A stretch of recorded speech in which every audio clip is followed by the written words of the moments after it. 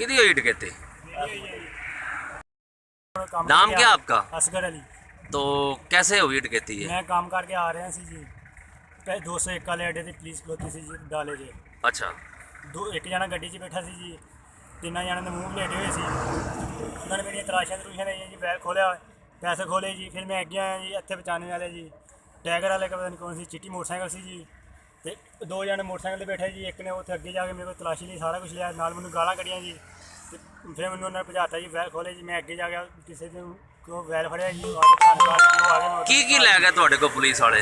ਇੱਕ ਬੈਲ ਲੈ ਗਏ ਆ ਜੀ, ਤੇ 300 ਰੁਪਏ ਲੈ ਕੇ ਗਏ ਆ ਜੀ। ਅੱਛਾ, ਮੋਬਾਈਲ ਵੀ ਲੈ ਗਏ ਪੁਲਿਸ ਵਾਲੇ? ਹਾਂਜੀ, 300 ਰੁਪਇਆ ਵੀ ਲੈ ਗਏ ਜੀ, ਉੱਤੋਂ ਮੈਨੂੰ ਗਾਲਾਂ ਵੀ ਕੱਢੀਆਂ ਜੀ ਉਹਨਾਂ ਨੇ। ਨਹੀਂ, ਤੁਹਾਨੂੰ ਪਤਾ ਹੈ ਵੀ ਇਹ ਪੁਲਿਸ ਵਾਲੇ ਸੀ? ਪਿੱਛੇ ਡਾਲਾ ਪੁਲਿਸ ਦਾ ਹੀ ਖਲੋਤਾ ਸਰਕਾਰੀ ਡਾਲਾ ਸੀ ਯਾਨੀ ਪੁਲਿਸ ਵਾਲੇ ਸਰ? ਇੱਥੇ ਠੀਕ ਹੈ। ਟੈਗਰ ਵਾਲੇ ਖਲੋਤੇ ਸੀ, ਚਿੱਟਾ ਮੋਟਰਸਾਈਕਲ ਸੀ, ਤੇ ਤਿੰਨ ਜਣੇ ਇੱਥੇ ਸੀ। ਇਹ ਥਾਣਾ ਗੱਗੋ ਲੱਗਦਾ ਹੈ? ਹਾਂਜੀ, ਥਾਣਾ ਗੱਗੋ ਲੱਗਦਾ ਜੀ।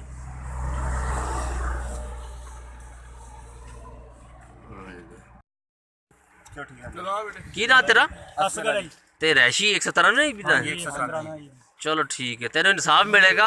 ਆਪਣੇ ਮੌਕਫ ਤੇ ਕਾਇਮ ਰਹਿ, ਕਿਉਂਕਿ ਹੱਕ ਸੱਚਾ ਅਗਰ ਤੂੰ ਹੈਗਾ ਤੈਨੂੰ ਲੱਭੇਗਾ। ਠੀਕ ਹੈ। ਤੇਰੀ ਡੇਢ ਵਾ ਚਲੋ ਬੰਦਾ ਵਾ ਤੇ ਅਸੀਂ सही सही तो सही मजबूर है। टांग से भी मजबूर हैं आप? हाँ जी। ठीक ठीक। तो पुलिस वालों के पीछे भाग नहीं सके?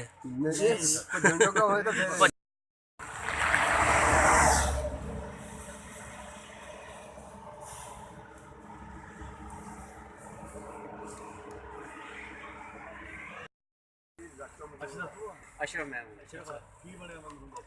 मैं काम करके अंदर गया सी जी, बुखार मैंने चढ़िया सी, मां ने होई यार बहादुर मैं नाल गल बनो तो सुना मां ने काम करदा सी जी। अच्छा ਉੱਥੋਂ ਦੇ ਅੰਦਰ ਗਿਆ ਸੀ ਜੀ, ਪਿੱਛੇ ਗੱਡੀ ਖਲੋਤੀ ਹੋਈ ਸੀ अच्छा 201 ਵਾਲੇ ਅੱਡੇ ਤੇ। ਇੱਕ ਜਣਾ ਵਿੱਚ ਬੈਠਾ ਸੀ, ਤਿੰਨਾਂ ਜਣੇ ਦੇ ਮੂੰਹ ਬਲੇਡੇ ਹੋਏ ਸੀ।